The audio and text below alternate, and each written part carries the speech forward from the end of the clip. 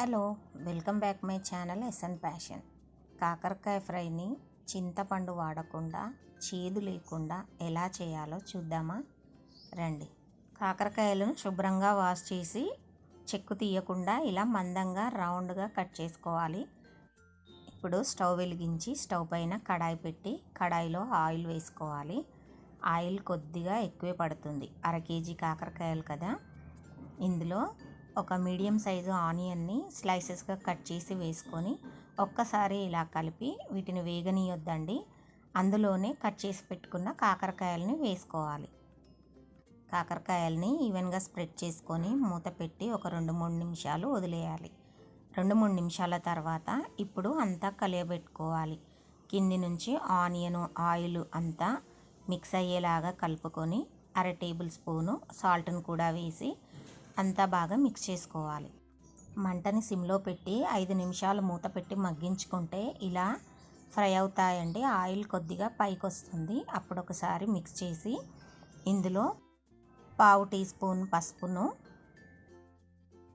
ఒక రెమ్మ కరివేపాకును కూడా వేసుకోవాలి.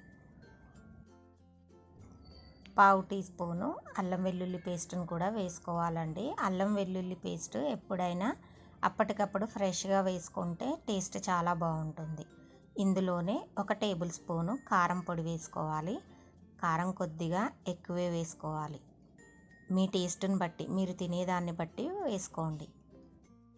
అన్నీ వేశాక మొత్తం ఆయిల్కి కాకరకాయలకి పట్టేలాగా బాగా కలుపుకోవాలి. కారం ఇదన్నీ ముక్కలకు పట్టేలోపు స్టవ్ని సిమ్లో పెట్టుకొని ఇప్పుడు మనము మెయిన్ ఇంగ్రీడియంట్స్ చింతపండు లేకుండా అన్నా కదా, ఇవి మామిడికాయ ఒరుగులండి. కచ్చి మామిడికాయలని సన్న స్లైసెస్గా కట్ చేసి ఆరబెట్టుకుంటే ఇలా ఒరుగులు రెడీ అవుతాయి. ఆ ఒరుగుల్ని గ్రైండ్ చేసుకోవాలి. ఇప్పుడు కాకరకాయ ఫ్రైలో వేయించి పొడి చేసి పెట్టుకున్న ధనియా పౌడర్ని 1/2 టీ స్పూను, అలాగే వేయించి పొడి చేసి పెట్టుకున్న జీరా పౌడర్ కూడా 1/2 టీ స్పూన్ వేసుకొని ఇందులో ఇప్పుడు మెయిన్ ఇంగ్రీడియంట్ అండి, ఇందాక మనం పౌడర్ చేసి పెట్టుకున్నాం కదా మామిడి ఒరుగుల పౌడర్ ఇది. దీన్ని 1 టీ స్పూను వేసుకోవాలి. మనకు అస్సలు చేదు ఉండకూడదు అనుకుంటే టీ స్పూను, లైట్గా ఉన్నా పర్లేదంటే 1/2 టీ స్పూన్ వేసుకొని అందులో గరం మసాలా పౌడర్ కూడా 1/2 టీ స్పూన్ వేసుకోవాలి. మొత్తం బాగా మిక్స్ చేసుకోవాలండి. చింతపండు లేకుండానే మనకు కర్రీ అస్సలు చేదు ఉండకుండా చాలా బాగుంటుంది కాకరకాయ ఫ్రై. ట్రై చేసి చూడండి. చింతపండు హెల్త్కి అంత మంచిది కాదు కదా, అందుకే కొన్ని వాటిల్లో నేను ఈ పౌడర్ వాడతా. ఇప్పుడు ఫైనల్గా మనకి కొత్తిమీర వేసుకుంటే కాకరకాయ ఫ్రై రెడీ అయినట్టే.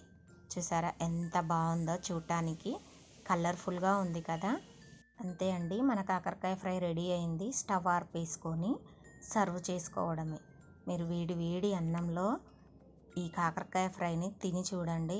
అస్సలు మీరు చేదే ఉండదండి. పిల్లలు కూడా ఇష్టంగా తినేస్తారు, అంత బాగుంటుంది. ట్రై చేసి చూడండి. మీ దగ్గర మామిడి ఒరుగుల పౌడర్ లేదు అంటే మీరు ఆమ్చూర్ పౌడర్ అయినా వేసుకోవచ్చు. ఒకసారి ఇలా ట్రై చేసి చూడండి, మీరే చెప్తారు ఎలా ఉందో. నచ్చిందా అండి? ట్రై చేస్తారా మరి? ట్రై చేసి నాకు కమెంట్ చేయండి ఎలా కుదిరిందో. నా ఛానల్ని సబ్స్క్రైబ్ చేయండి, వీడియోని లైక్ చేయండి. Thank you.